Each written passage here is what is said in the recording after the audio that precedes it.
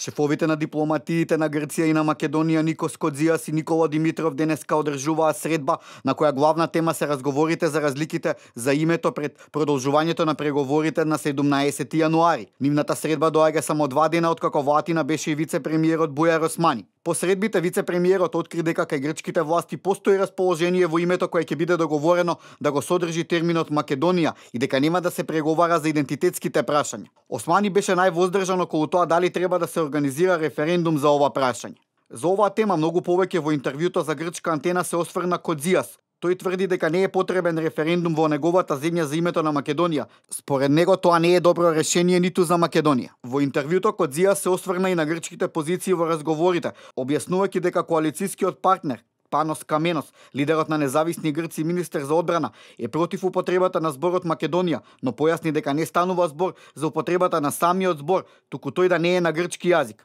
Запрашан да ги искоментира имињата што се вртат во јавноста, во која најсериозно се споменува името Нова Македонија, шефот на грчката дипломатија одговори дека Грција има свој предлог, кој може, но не е задолжително да има географска одредница. Дека власта и опозицијата во Грција немаат единствен став по ова прашање, потврдуваат и изјавите на партијата Независни грци, кои сметаат дека во преамбулата на македонскиот устав има и редентизам, но и позицијата на лидерот на опозицијата Киријакос Мицотакис, кој смета дека името, употребата и редентизмот се трите точки како дел од националната црвена линија.